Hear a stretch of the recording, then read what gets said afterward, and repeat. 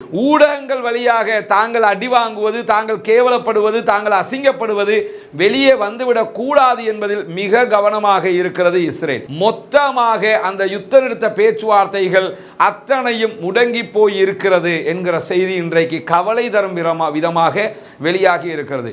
Israel குழந்தைகளை கொல்லுவது நிறுத்தப்பட வேண்டும்.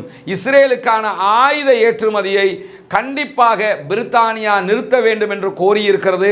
600 சட்டத்தரணிகளும் முன்னாள் உயர்நீதிமன்ற 3 நீதியரசர்களையும் கொண்ட பாரிய ஒரு குழு, ரிசர்வ் படையைச் சேர்ந்த அத்தனை பேரும் இராணுவத்திற்கு வர வேண்டும் என்கிற மிக முக்கியமான அறிவித்தலை விடுத்திருக்கிறது இஸ்ரேல். ஏன்னா எந்த நேரமும் தாக்குதல் ஈரானிடமிருந்து பதிலடி கிடைக்க வாய்ப்பு இருக்கிறது. ப்ரோ பாலஸ்தீனியன், நாங்கள் பாலஸ்தீனத்திற்கு ஆதரவானவர்கள் என்று சொல்லி ஆயிரக்கணக்கான போட்ல முழு கடல்லையும் வந்து பாலஸ்தீனத்தினுடைய கொடிகளோடு நாங்கள் பாலஸ்தீனத்தின் பக்கம்தான் இருக்கிறோம் என்பதை மொத்தமாக காட்டியிருக்கிறது ஈரான்.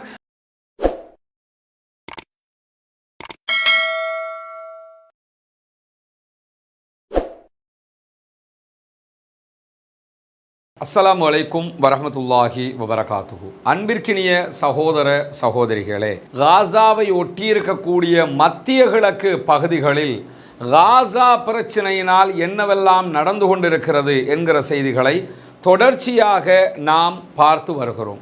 அந்த அடிப்படையில் கிட்டத்தட்ட 6 மாதங்களுக்கு மேலாக காசா பற்றி எரிந்து கொண்டிருக்கிறது.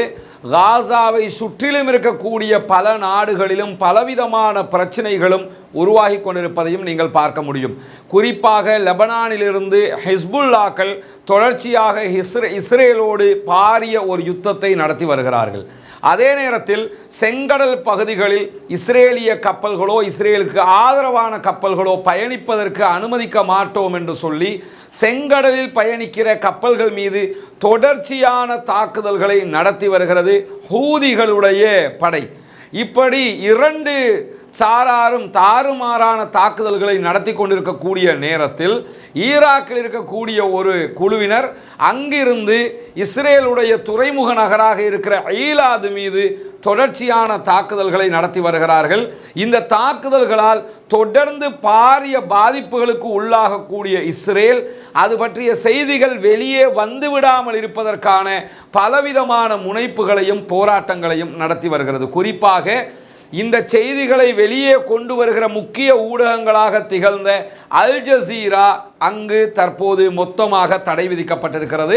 அல் ஜசீராவை தொடர்ந்து ஈரானுடைய பிரஸ் டிவியினுடைய ஒளிபரப்புகள், பிரஸ் டிவியினுடைய செயல்பாடுகளையும் தடுப்பதற்கான முயற்சிகள் நடைபெற்று வருகிறது.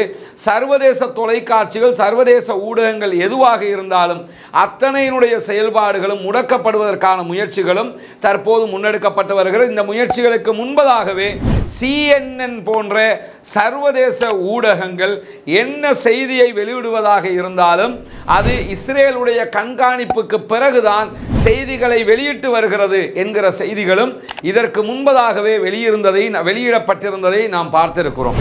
இப்படி ஊடகங்கள் வழியாக தாங்கள் அடி வாங்குவது, தாங்கள் கேவலப்படுவது, தாங்கள் அசிங்கப்படுவது வெளியே வந்துவிடக் கூடாது என்பதில் மிக கவனமாக இருக்கிறது இஸ்ரேல்.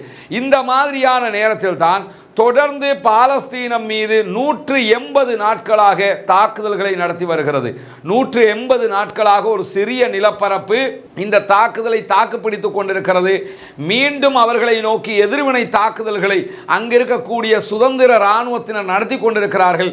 இந்த மாதிரியான நிலையில்தான் ஐநா சபையில் நிரந்தரமான உறுப்புரிமையை பெற்றுக்கொள்வதற்கு முயற்சித்து கொண்டிருக்கிறது பாலஸ்தீனம்.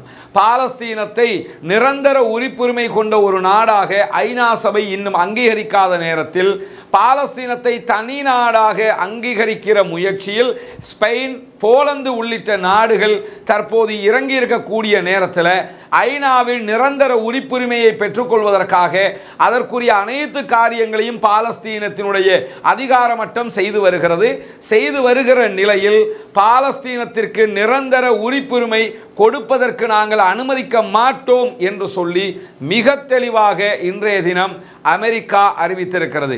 அமெரிக்காவினுடைய ஐநாவுக்கான அம்பாசிடரோடு பாலஸ்தீனத்தினுடைய ஐநாவுக்கான அம்பாசிடர் தூதுவர் பேச்சுவார்த்தை நடத்தக்கூடிய, சந்தித்துக் கொள்ளக்கூடிய ஒரு காட்சி இன்றைக்கு வெளியிடப்பட்டிருக்கிறது. இந்த நிலையில் தான் ஐநாவிலே நிரந்தர உறுப்புரிமை கோரி பாலஸ்தீனத்திற்கான தீர்மானம் கொண்டு வரப்பட்டால் அதை நாங்கள் அங்கீகரிக்க மாட்டோம் என்கிறது அமெரிக்கா. அங்கீகரிக்க மாட்டோம்னா அவங்க ஒதுங்கிட்டாங்கன்னா பிரச்சனை இல்லை, ஆனால் வீட்டோவை பயன்படுத்துவாங்களாக இருந்தால் அங்கீகாரம் கிடைப்பதில் சங்கடங்கள் ஏற்படலாம் என்கிற செய்திகள் தற்போது வெளிவந்திருக்கக்கூடிய நேரத்தில் இன்றைக்கு என்னவெல்லாம் காசாவிலே நடந்து கொண்டிருக்கிறது என்கிற செய்திகளை நம்ம தெரிந்து கொள்ள வேண்டியிருக்கிறது. காசாவிலே ஒரு யுத்த நிறுத்தம் கொண்டு வரப்பட வேண்டும் என்று உலகமே எதிர்பார்த்து கொண்டிருக்கக்கூடிய நேரத்தில் மொத்தமாக அந்த யுத்த நிறுத்த பேச்சுவார்த்தைகள் அத்தனையும் முடங்கி போய் இருக்கிறது என்கிற செய்தி இன்றைக்கு கவலை தரும் விதமாக வெளியாகி இருக்கிறது.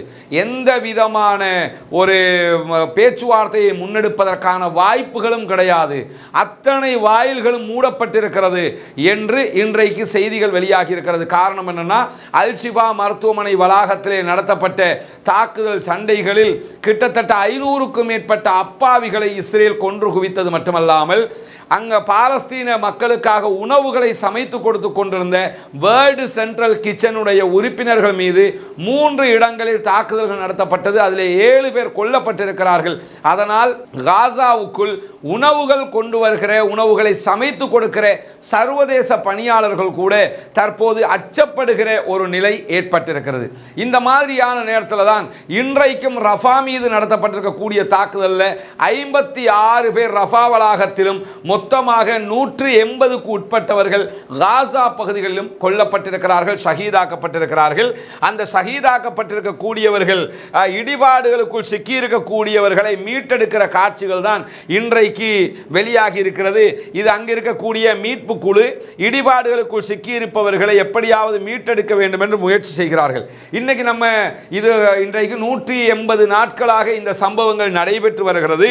இன்னைக்கு நம்ம இதை காட்டுறதுக்கான ஒரு முக்கியமான காரணம் இருக்கிறது என்னன்னு கேட்டா, இந்த அதாவது மீட்பு குழு இருக்கிறாங்களா இல்லையா, மாட்டிக்கொள்றவங்களை, கஷ்டத்தில் சிக்கிறவங்களை மீட்டெடுக்கக்கூடிய மீட்பு குழு, இவங்க ஒன்றும் வெளிநாடுகளில் இருந்து வந்து இந்த யுத்தத்தில் சிக்கியிருப்பவர்களை மீட்டெடுப்பதற்கான முயற்சிகளில் ஈடுபடக்கூடிய ஒரு குழு அல்ல. நன்றாக புரிந்து கொள்ளுங்கள். பாலஸ்தீனத்தை சேர்ந்த, பாலஸ்தீனத்திலே வாழக்கூடிய மக்களை கொண்ட ஒரு மீட்பு குழு தான் அங்கே இந்த காரியங்களை செய்து கொண்டிருக்கிறது. இந்த மாதிரி ஒரு ஆக்சிடென்ட் நடத்தப்பட்ட, ஒரு கட்டிடம் மேலே தாக்குதல் நடத்தப்பட்டால், அந்த கட்டிடம் உடைத்து நொறுக்கப்பட்டால் அதிலே சிக்கியிருக்கக்கூடிய மக்களை வெளியே எடுப்பதற்கு அவர்களுக்கு தேவையான பெரும் பெரும் தொழில்நுட்ப ரீதியிலான எந்த விதமான உதவிகளும் அவர்களுக்கு இல்லாத நிலையில கூட தங்களால் முடிந்த அளவுக்கு இன்றைக்கு 180 நாட்களாக அவர்கள் மீட்பு பணியிலே ஈடுபட்டு வருகிறார்கள். சும்மா யோசிச்சு பாருங்க. ஒருபுறம் அந்த நாட்டினுடைய பாலஸ்தீனத்தினுடைய சுதந்திர போராளிகள், இராணுவத்தினர் இஸ்ரேலிய ஆக்கிரமிப்பு பயங்கரவாத இராணுவத்தோடு யுத்தம் செய்து கொண்டிருக்கிறார்கள். மறுபுறம் அங்கிருக்கக்கூடிய சுகாதார பிரிவு காயப்படுகிற மக்களை பாதுகாக்கிற முயற்சியிலே பாரிய அளவு ஈடுபட்டு கொண்டிருக்கிறார்கள். 32 மருத்துவமனைகளில் 28 மருத்துவமனைகளுக்கு மேல் மொத்தமாக அளிக்கப்பட்டிருக்கக்கூடிய நேரத்திலும் அந்த மக்களை எப்படியாவது பாதுகாத்து விட வேண்டும் என்று சுகாதாரத்துறையைச் சேர்ந்த ஊழியர்களும் மருத்துவர்களும் செவிலியர்களும் படாத பாடுபட்டு கொண்டிருக்கிறார்கள். பாலஸ்தீனத்தினுடைய செம்பிறை சங்கம் எப்படியாவது இவர்களுக்கு மருந்துகளை கொண்டு வந்து விட வேண்டும் என்கிற முயற்சியில், பாரிய முயற்சியில் 180 நாட்களாக ஈடுபட்டு கொண்டிருக்கிறார்கள். பாலஸ்தீனத்தில் இயங்கக்கூடிய UNRWA என்கிற ஐநாவினுடைய அமைப்பு, உள்ளுக்குள் அவங்க வெளியில இருந்து ஐநாவினுடைய அமைப்பாக இயங்கினாலும் உள்ளே இயங்கக்கூடிய அத்தனை பேரும் பாலஸ்தீனத்தை சேர்ந்த உறுப்பினர்கள். பாலஸ்தீனத்தில் பிறந்து அங்கு வளர்ந்து அங்கு வாழக்கூடிய மக்கள் 400க்கும் மேற்பட்டவர்கள் அதிலே பணியாற்றுவதாக சொல்லப்படுகிறது. அந்த பணியாளர்களும் பாலஸ்தீனத்தை சேர்ந்தவர்கள்.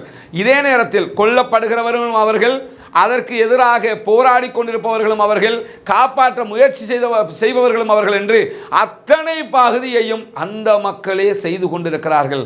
சிந்திச்சு பார்க்க முடியுதா? எப்படி இது சாத்தியம்? இவ்வளவு ஒரு அநியாயம் நடக்குது, முழு உலகம் கைகட்டி பார்த்து கொண்டிருக்கக்கூடிய நேரத்தில் எங்களை நாங்களே மீட்டுக் கொள்வோம் என்று அல்லாஹ்வை மட்டும் இறைவனை மட்டும் நம்பியவர்களாக களத்தில் நின்று அவர்கள் இத்தனை நாட்களாக காலம் கடத்தி கொண்டிருக்கிறார்கள். இன்றைக்கு நடத்தப்பட்ட தாக்குதலில் மீட்பு பணியில் ஈடுபட்டிருக்கக்கூடிய காட்சிகள் தான் இன்றைக்கு வெளியாகி இருக்கிறது. இந்த மாதிரியான நேரத்தில் இஸ்ரேலுக்கான ஆயுத விற்பனையை இங்கிலாந்து உடனடியாக நிறுத்த வேண்டும், பிரிட்டிஷ் உடனடியாக நிறுத்த வேண்டும் என்று பிரிட்டிஷுக்குள்ளேயே போர்க்கொடி கிளம்பி இருக்கிறது. ஏற்கனவே அங்கிருக்கக்கூடிய எம்பிக்கள் கடிதம் மூலமாக அரசாங்கம் எவ்விதமான ஆயுத ஏற்றுமதியும் செய்யக்கூடாது என்று கோரிக்கை விடுத்திருந்த அதே நேரத்தில் இன்றைய தினம் 600 சட்டத்தரணிகளும் 3 முன்னாள் உயர் நீதிமன்ற நீதியரசர்களும் சேர்ந்து பிரித்தானியாவுடைய பிரதமர் ரிஷி சுனக்குக்கு கடிதம் மூலமாகவே கோரிக்கை விடுத்திருக்கிறார்கள். எக்காரணம் கொண்டும் இஸ்ரேல் செய்கிற இந்த இன அழிப்புக்கு நீங்கள் துணை போகக்கூடாது, இஸ்ரேலுடைய இந்த பயங்கரவாத யுத்தம் நிறுத்தப்பட வேண்டும், இஸ்ரேல் குழந்தைகளை கொல்லுவது நிறுத்தப்பட வேண்டும், இஸ்ரேலுக்கான ஆயுத ஏற்றுமதியை கண்டிப்பாக பிரித்தானியா நிறுத்த வேண்டும் என்று கோரியிருக்கிறது. 600 சட்டத்தரணிகளும் முன்னாள் உயர் நீதிமன்ற 3 நீதியரசர்களையும் கொண்ட பாரிய ஒரு குழு என்கிற செய்தி இன்றைக்கு சர்வதேச ஊடகங்களில் இடம் பிடித்திருக்கிற அதே நேரம் பிரித்தானியாவினுடைய ஊடகங்களிலும் முக்கிய செய்தியாக இடம் பிடித்திருக்கிறது. காரணம் என்னன்னா, படித்தவர்கள் கற்றவர்கள் இவ்வளவு காலமாக வாய் திறக்காதவர்கள் கூட தற்போது இந்த இஸ்ரேலுடைய அநியாயம் உச்சத்தை தொட்டு கொண்டிருக்க கூடிய காரணத்தினால் வாய் திறந்து பேசுகிற நிலைக்கு மாறி இருக்கிறார்கள் என்கிற செய்திகளும் இன்றைக்கு வெளியாகி இருக்கக்கூடிய நேரத்தில் ஹமாஸ் உடைய பல உட்கட்டமைப்பு பகுதிகளை நாங்கள் அழித்துக் கொண்டிருக்கிறோம் என்கிறது ஐடிஎஃப், இஸ்ரேலி டிஃபென்ஸ் ஃபோர்சஸ். ஹமாஸினுடைய உட்கட்டமைப்புகளை அழிக்கிறதாக இருந்தால் நாங்கள் ஹமாஸில் இத்தனை பகுதிகளை அழிச்சிருக்கிறோம், இத்தனை பேரை கொண்டிருக்கிறோம் சொல்லி இந்த நிமிஷம் வரைக்கும் ஏதாவது ஒரு ப்ரூஃப் அவங்க வெளியே காட்டிருக்கணுமா இல்லையா? ஒரு ஆதாரத்தை காட்டியிருக்கணுமா இல்லையா? ஹமாஸினுடைய பங்கர்களில் இத்தனை கிலோமீட்டர் நாங்கள் அழிச்சிட்டோம், அப்படி இத்தனை நாட்கள் 180 நாட்களில் அப்படி எந்த ஒரு செய்தியாவது ஆதாரத்தோடு சொன்னாங்களான்னா ஆதாரத்தோடு எங்கேயுமே சொல்லலை. ஹமாஸில் இத்தனை பேரை கொண்டிருக்கிறோன்னு அவங்க சொல்கிறாங்க. ஒரு நேரத்தில் 13,000 பேரும்பாங்க, ஒரு நேரத்தில் 4,000 பேரும்பாங்க, ஒரு நேரத்தில் 10,000 பேரும்பாங்க, நினைச்சதெல்லாம் சொல்லிக்கிட்டு இருப்பாங்க. இத்தனை ஆயிரம் பேரில் 180 நாட்களில் ஹமாஸினுடைய இத்தனை பேரை கொண்டிருக்கிறோம், இந்தா இருக்குது பாடி, இந்தா இருக்கிற ஆதாரம் என்று சொல்லி ஒன்றையாவது ஐடிஎஃப் வெளியிட்டிருக்கிறதா என்று சொன்னால் இதுவரைக்கும் வெளியிடவில்லை. அத்தனையும் வாய்ப்பேச்சால் சொல்லிக் கொண்டிருக்கிறார்கள். பாலஸ்தீனத்தில் இருக்கிற அப்பாவி மக்களை கொன்று குவிச்சிட்டு நாங்கள் அங்கிருக்கக்கூடிய ஹமாஸ் படையைச் சேர்ந்தவர்களை கொன்றோம் என்றுதான் இவர்கள் தொடர்ச்சியாக சொல்லிக் கொண்டிருக்கிறார்கள். அந்த வகையிலேயே இன்னைக்கும் என்ன சொல்லியிருக்கிறாங்கன்னா, நாங்கள் நிறைய ஹமாஸினுடைய வளங்கள் ஹமாஸினுடைய பகுதிகளை நாங்கள் அழிச்சிருக்கிறோம் என்கிற ஒரு செய்தியை சொல்லியிருக்கக்கூடிய அதே நேரம் ஹமாஸினுடைய தலைவர் இஸ்மாயில் ஹனியாவினுடைய சகோதரி இஸ்ரேலுக்குள் கைது செய்யப்பட்டார்கள். 57 வயது நிரம்பிய மூதாட்டி. அந்த மூதாட்டியை இப்போ டிடென்ஷன் ஆர்டர் எடுத்து தடுப்பு காவலில் வைத்து கொண்டிருக்கிறது இஸ்ரேலிய ஆக்கிரமிப்பு பயங்கரவாத இராணுவம். அவங்க ஹமாஸினுடைய முக்கியஸ்தர்களோடு தொடர்பில் இருந்தாங்க என்பதுதான் அவர் மீது வைக்கப்பட்டிருக்கிற குற்றச்சாட்டு. அந்த குற்றச்சாட்டு உலகத்துக்கே தெரியும் தொடர்பில் இருப்பாங்கன்னு. ஏன்னா ஹமாஸினுடைய தலைவருடைய சகோதரி போது தலைவராக அவர் தொடர்பு கொள்ள மாட்டாரா? அவருடைய உறவுகள் பேச மாட்டாங்களா? பேசுவாங்கல்ல.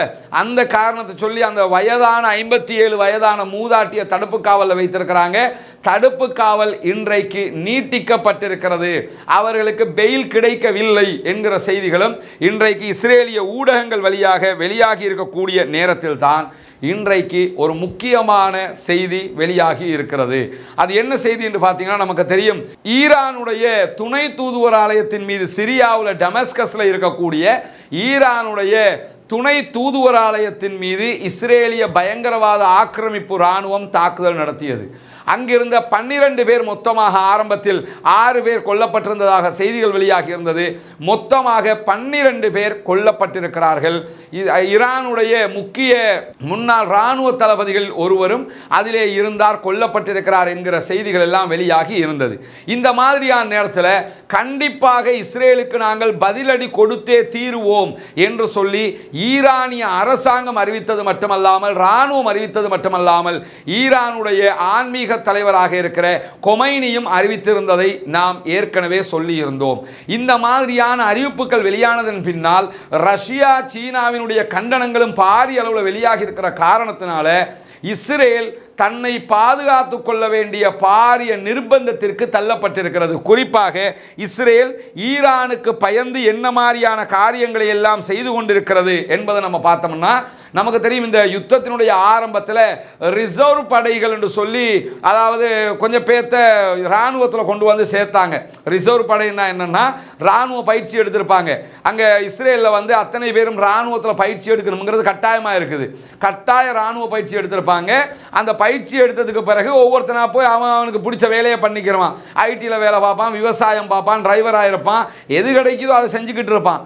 ஆனால் திடீர்னு ஒரு யுத்தம் வந்துருச்சு, எல்லாரும் வாங்க யுத்தத்துக்கு அழைச்சா அத்தனை பேரும் என்ன செய்யணும்னா ரிசர்வ் படையாக நிரந்தரமாக இராணுவத்தில் இருக்கிறவனும் இருப்பான். இது மாதிரி பயிற்சி எடுத்துட்டு போனவன் ரிசர்வ் படையாக வந்து சேர்ந்துக்கிறவாங்க. இந்த ரிசர்வ் படை இந்த 6 மாத யுத்த காலத்தில் 3.5 மாதங்கள் தாண்டும் போது காசாவிலிருந்து விட்ரோ செய்யப்பட்டிருந்தது. எங்களால் முடியலை, நாங்கள் போகிறோம்ட்டு பல பேர் கிளம்பி கோலான் படை அணியே வெளியே போச்சுது. இந்த மாதிரி எல்லாம் நடந்ததற்கு பிறகு மீண்டும் இன்றைய தினம் ரிசர்வ் படையை சேர்ந்த அத்தனை பேரும் இராணுவத்திற்கு வர வேண்டும் என்கிற மிக முக்கியமான அறிவித்தலை விடுத்திருக்கிறது இஸ்ரேல். ஏன்னா எந்த நேரமும் தாக்குதல் ஈரானிடமிருந்து பதிலடி கிடைக்க வாய்ப்பு இருக்கிறது. பதிலடி கிடைச்சா சாவுறதுக்கு ஆள் வேணும், வேற எதுக்கு கூப்பிடுறான்? இப்போ ரிசர்வ் படை என்று சொல்லி போனவங்க எல்லாம் அவங்க வந்து அவங்களோட தொழில் மற்றதை பார்த்துக்கிட்டு போயிருப்பாங்கல்ல. போனவங்களை இல்லை நீங்கள் உடனே இராணுவத்துக்கு வந்து சேரணும்னா எதுக்கு சேர கூப்பிட்றான்? சாகிறதுக்கு ஆள் தேவை. ஏன்னா இப்போ ஈரான் எப்பயும் நம்மளை தாக்குறதுக்கு வாய்ப்பு இருக்குது. எனவே எப்போ தாக்கினாலும் செத்து போவதற்கு நீங்கள்லாம் வேணும்டா, அதனால் உடனே வந்து சேருங்க அப்படின்னு சொல்லி இன்றைக்கு அதாவது இஸ்ரேலுடைய ரிசர்வ் படைகள் மீண்டும் படைக்கு வந்து சேர வேண்டும் என்கிற கடினமான உத்தரவு பிறப்பிக்கப்பட்டிருப்பது மட்டுமல்லாமல் ஐடிஎஃபினுடைய இஸ்ரேல் டிஃபென்ஸ் ஃபோர்ஸஸ் இராணுவத்தினுடைய அனைத்து பெட்டாலியன்களுக்கும் விடுமுறைகள் ரத்து செய்யப்பட்டிருக்கிறது. அதான் எல்லாம் எனக்குன்னு கேட்டால் செத்து போகிறதுக்காக உனக்கு லீவு கிடையாது, எனவே வந்து செத்து போ அப்படிங்கிறாங்க. ஈரான் எப்பொழுதும் ஒரு பாரிய தாக்குதலை நடத்த வாய்ப்பு இருக்கிறது. அதை எதிர்கொள்வதற்கு இராணுவம் தேவை என்கிற அடிப்படையில் இராணுவத்தின் அனைத்து பிரிவுகளுக்கும் அனைத்து பெட்டாலியன்களுக்கும் விடுமுறைகள் மொத்தமாக ரத்து செய்யப்பட்டிருக்கிறது. ஈரான் ஒரு பாரிய தாக்குதலை எதிர்வினை தாக்குதலை நடத்தக்கூடும் என்கிற அச்சத்தில் முழு நாட்டையுமே பாதுகாப்பை பலப்படுத்தி கொண்டிருக்கிறது இஸ்ரேல். இராணுவம் உசார்படுத்தப்பட்டு கொண்டிருக்கிறது, இராணுவம் மொத்தமாக தயார்படுத்தப்பட்டு கொண்டிருக்கிறது என்கிற செய்திகளை சேர்த்து இஸ்ரேலுடைய எல்லைகளுக்கு அருகிலே இருக்கக்கூடிய லெபனானுடைய நகரங்களுக்கு நெருக்கமாக இருக்கக்கூடிய நகரங்கள் அனைத்தும் பதட்டமாக இருக்கிறது. அங்கு இருக்கக்கூடிய மக்கள் வெளியேற்றப்பட்டு கொண்டிருக்கிறார்கள். பல நகரங்களில் இராணுவம் குவிக்கப்பட்டு கொண்டிருக்கிறது என்கிற செய்திகள் எல்லாம் இன்றைக்கு தொடர்ந்து வெளியாகி கொண்டிருக்கிறது. குறிப்பாக இஸ்ரேலுடைய இராணுவ தொழில்நுட்ப வல்லுநர்கள் என்று பல பேர் மீண்டும் இராணுவத்திற்கு அழைக்கப்பட்டிருக்கிறார்கள். என்னன்னா ஒரு அட்டாக் 12 பேர் செத்து போயிருக்கிறாங்க, கொல்லப்பட்டிருக்கிறாங்க டமாஸ்கஸில், ஈரானுடைய துணை தூதுவராலயத்தில். ஈரான் வந்து நாங்கள் பதிலடி கொடுத்தே தீருவோம் என்று சொல்லி ரிப்பீட் அறிவிக்கிறாங்க. எங்களுக்கு இந்த தாக்குதலுக்கு சம்பந்தம் இல்லை, எங்களை இதில் வம்புல இழுத்து விட்டுறாத என்று சொல்லி அமெரிக்காவே அறிவிச்சுட்டு ஒதுங்கிட்டான். ஒதுங்கின நேரத்தில் இது அந்த கேட்டு திங்கிற பருப்புன்னு சொல்லுவோம்ல, பருப்பை கேட்டு சாப்பிடுவாங்க. அந்த மாதிரி ஷிஃபா மருத்துவமனை வளாகத்தில் வாங்கின அடி, கேவலமான அடியை வாங்கி ஓட விரட்டி அடித்தாங்க ஹமாஸ். 20க்கு மேற்பட்ட மெர்காவா டேங்குகள் அழிக்கப்பட்டது. 20 டேங்க் வச்சுட்டாலே 1ல் 5 பேர் வச்சுக்கிட்டாலே அங்கே 100 பேர் செத்து போயிருப்பான் இஸ்ரேலுடைய டிஃபென்ஸ் ஃபோர்ஸஸில். அது மட்டும் இல்லாமல் 2 வீக் ஒரே இடத்துல ஃபைட்டு எத்தனை நாள்னா 2 வீக்கு மொத்தமாக அந்த வளாகத்திலே நடைபெற்றது. 15 நாட்களாக சண்டை நடைபெற்று முடியாமல் பின்வாங்கி ஓடினாங்க. அந்த வெக்கத்தை மறைக்கிறதுக்காகத்தான் என்ன பண்ணாங்கன்னு கேட்டால் இந்த ஈரான் மீதான தாக்குதலை மேற்கொண்டார்கள். இப்போ என்ன ஆயிடுச்சு? சும்மா இருந்த சங்க ஊதிக்கெடுத்த மாதிரி ஆயிடுச்சா இல்லையா? அவன் வந்து இன்னைக்கு எப்படி நிற்கிறான்னு கேட்டால் பதிலடி தருவோம், விரைவில் தருவோம். எப்படி தருவோம்ங்கிறது தெரியல, ஆனால் கண்டிப்பாக தருவோம் என்று சொல்லி ஈரான் ரொம்ப தயாராக இருக்கிற நேரத்தில் முழு இராணுவத்தையும் அழைச்சி பாதுகாப்பை பலப்படுத்தி, நாட்டுக்குள்ளே ஏற்கனவே முடியாத நிலை இருக்குது, முழுமையாக ஆர்ப்பாட்டங்கள் நடத்தப்பட்டு கொண்டிருக்கிறது, ஹிஸ்புல்லாக்களுடைய தாக்குதலை தாங்க முடியாமல் இருக்கிறது. இப்படியான நேரத்தில் சாகரத்துக்கு ஆள் வேணும்டா, அத்தனை பேரும் ரிட்டர்ன் வாங்கடான்னு சொல்லி கூப்பிட்டு எடுத்திருக்கிறார்கள் இஸ்ரேலிய ஆக்கிரமிப்பு பயங்கரவாத இராணுவத்தை சேர்ந்தவர்கள் என்கிற செய்தி இன்றைக்கு வெளியாகி இருக்கிறது. இந்த செய்தியெல்லாம் என்ன காட்டுது? ஈரானுடைய பலம் கூடி இருக்கிறது. ஈரான் எப்பொழுதும் நம்மை தாக்குவதற்கு வல்லமை கொண்டிருக்கிறார்கள் என்கிற நிலையில தான் ஈரானுடனான இந்த வம்பை வளர்த்து கொண்டுட்டோமோ என்கிற ஒரு அச்சம் இஸ்ரேலுக்கு உண்டாகிருக்கிறது. மட்டுமல்லாமல் ஈரான் இன்றைக்கு என்ன பண்ணாங்கன்னு கேட்டா, அவர்களுடைய கடற்படை படகுகளூடாக மொத்தமான ஒரு ஆதரவை இன்றைக்கு காசாவுக்கு வழங்குவதற்கான ஒரு கடல்ல ஒரு ஆதரவை வழங்குவதற்கான ஒரு பேரணியை நடத்தி காட்டியிருக்கிறார்கள். ஈரான் ராணுவம் அவங்களோட அதாவது மொத்தமாக போட்டுகளில், கடலில் இருக்கக்கூடிய கப்பல்களில் ப்ரோ பாலஸ்தீனியன், நாங்கள் பாலஸ்தீனத்திற்கு ஆதரவானவர்கள் என்று சொல்லி ஆயிரக்கணக்கான போட்டில் முழு கடல்லையும் வந்து பாலஸ்தீனத்தினுடைய கொடிகளோடு நாங்கள் பாலஸ்தீனத்தின் பக்கம்தான் இருக்கிறோம் என்பதை மொத்தமாக காட்டியிருக்கிறது ஈரான். அவர்களுடைய கடற்படை என்பது ரொம்ப பலம் வாய்ந்ததாக மாறியிருக்கிறது. இந்த 6 மாதங்களுக்குள்ளாக கடற்படைகளுக்கு தேவையான பலவிதமான புதிய ஆயுதங்களை அவர்கள் அறிமுகப்படுத்தி இருக்கிறார்கள். அறிமுகப்படுத்தி இருப்பது மட்டுமல்லாமல் நமக்கு தெரியும், உலகத்திலேயே ட்ரோன் தயாரிப்பில் மிக முக்கியமான பங்கு வகிக்கக்கூடியது ஈரான். எனவே ஈரானுடைய தாக்குதல் பதிலடி ஈரான் கொடுக்குமாக இருந்தால், ஏற்கனவே இதே மாதிரி ஈரானை வம்பிழுத்ததுக்காக ஈரான் ஈராக்குக்குள்ள இருந்த குர்திஷ் பகுதிகளில் இருக்கக்கூடிய அதாவது இஸ்ரேலுடைய தளம், இஸ்ரேலுடைய இராணுவ தலைமையகம் மீதே தாக்குதல் நடத்தி மொத்த இராணுவ தலைமையகத்தையுமே அழித்தார்கள் என்பதும் இந்த 6 மாதங்களுக்குள்ளே மறக்க முடியாத சம்பவமாக பதிவாகி இருந்த நேரத்தில் தான் மீண்டும் வம்பை விலக்கி வாங்கி இருக்கிறார்கள் என்று சொல்லுவாங்க. மரங்கொத்தி கொத்திட்டு போய் வாழை மரத்தை கொத்துமா, அது மாதிரி தற்போது ஈரான்கிட்ட கொத்தி இருக்கிறாங்க. என்ன நடக்க போகிறது என்பதை பொறுத்திருந்து பார்ப்போம். இந்த மாதிரியான நேரத்தில் தான் செங்கடல் பகுதிகளில் என்ன நடைபெறுகிறது என்பதை பொறுத்தவரையில் இன்றைக்கும் செங்கடல் பகுதிகளில் இருந்து அதாவது ஹூதிகள் ஏவிய பாலிஸ்டிக் ஏவுகணைகள் மற்றும் ட்ரோன் தாக்குதல்களை நாங்கள் முறியடித்திருக்கிறோம் என்கிறது அமெரிக்கா பிரித்தானியா கடல் பாதுகாப்பு பிரிவு. அமெரிக்காவும் பிரித்தானியாவும் பல நாடுகளும் இணைந்து செங்கடல் பாதுகாப்பு பிரிவு உண்டாக்கி இருக்கிறாங்க.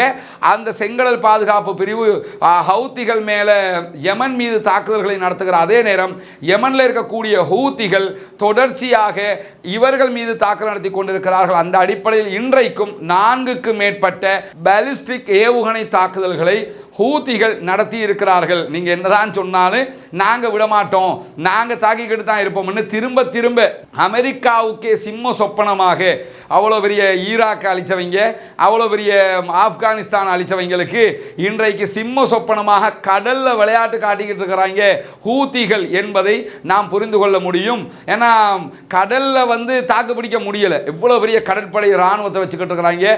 உலகத்திலேயே மிகப்பெரிய இராணுவ கப்பல் எங்களிடம்தான் இருக்கிறது என்று சொல்லக்கூடிய அமெரிக்காவுக்கு ஹூத்திகளை கடல்ல சமாளிக்க முடியாத அளவுக்கு ஹூத்திகளுடைய தாக்குதல் பலம் அதிகரித்துக் கொண்டிருக்கிறது என்பதை சர்வதேச ஊடகங்கள், குறிப்பாக அல் ஜசீரா உள்ளிட்ட ஊடகங்கள் சொல்லிக் கொண்டிருக்கக்கூடிய காட்சிகளை நம்ம பார்க்க முடியும். இந்த மாதிரியான நேரத்தில் தான் அதாவது ஹிஸ்புல்லாக்கள் தொடர்ந்தும் இஸ்ரேல் மீது தாக்குதல் நடத்துகிறார்கள். குறிப்பாக ஈரானுடைய துணை தூதுவர் ஆலயத்தினுடைய தாக்குதல் நடத்தப்பட்டதற்கு பிறகு இஸ்ரேலுடைய தாக்குதல்கள் அதிகரித்திருக்கிறது, வல்லமை கொண்டிருக்கிறது. இஸ்ரேல் மீதான தாக்குதல்கள் அதிகரித்திருக்கிறது, வல்லமை கொண்டிருக்கிறது. குறிப்பாக இஸ்ரேல் மீதான தாக்குதல்களுக்கு பயன்படுத்தப்படுகிற அதாவது ஈரானுடைய தயாரிப்பாக இருக்கிற ஹிஸ்புல்லாக்களின் முக்கிய ஆயுதங்களில் ஒன்றாக இருக்கிற புர்கான் ஏவுகணை தாக்குதல்கள் இந்த கால பகுதியில் பகுதிகளில் மிக கடுமையாக நடத்தப்பட்டு கொண்டிருக்கிறது.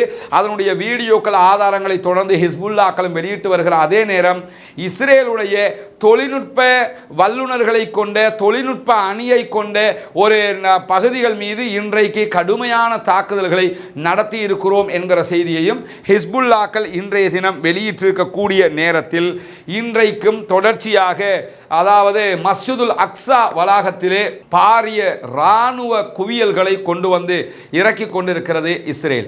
நாளைய தினம் புனிதமிக்க ரமதான் மாதத்தினுடைய ஜும்மாவினுடைய ஒரு தினத்தை மீண்டும் சந்திக்க இருக்கிற காரணத்தினால் ஜும்மா தொழுகைக்கு வரக்கூடியவர்களுக்கு தொந்தரவு செய்யும் விதமாக இராணுவத்தை களமிறக்கி கொண்டிருக்கிறது இஸ்ரேலிய ஆக்கிரமிப்பு பயங்கரவாத குழு.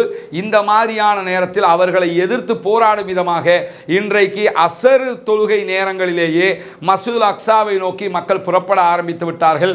இஃப்தாரை அக்ஸாவிலே முடித்துவிட்டு இரவு தொழுகையை முடித்துவிட்டு ஜுமா வரைக்கும் காத்திருப்பதற்கான முயற்சியாக மக்கள் உள்ளே நுழைய ஆரம்பித்திருக்கிறார்கள். கடந்த வாரம் நமக்கு தெரியும் 1,25,000 மேற்பட்டவர்கள் ஜுமாவிலே பங்கெடுத்தார்கள். இஸ்ரேலிய ஆக்கிரமிப்பு பயங்கரவாத இராணுவத்தினுடைய கெடுபிடுகளையும் மீறி என்கிற செய்திகளும் வெளியாகி இருந்தது.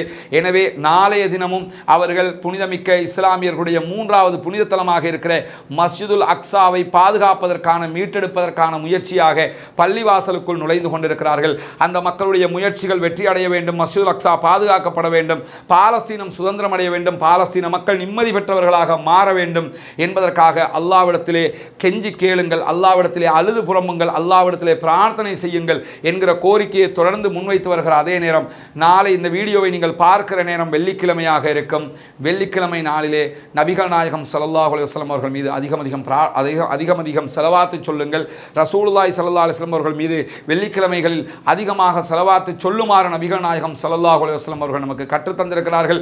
புனிதமிக்க ரமதானுடைய மாதத்திலே நபிகள் நாயகத்தின் மீது அதிகம் செலவாத்து கூறியவர்களாக அந்த நன்மைகளையும் நாம் பெற்றுக்கொள்ள தயங்கக்கூடாது, அதற்காக முண்டியடித்துக் கொள்ள வேண்டும். அந்த நன்மைகளையும் பெற்றுக்கொள்வதற்கு முயற்சிக்கிற அதே நேரம் இஸ்ரேலிய பயங்கரவாத ஆக்கிரமிப்பு இராணுவத்திற்கு எதிராகவும் அதற்கு துணை போகிற அமெரிக்கர்களுக்கு எதிராகவும் கண்டிப்பாக தொழுகையிலே குனூத்துன் நாசிலாவை ஓதுங்கள்.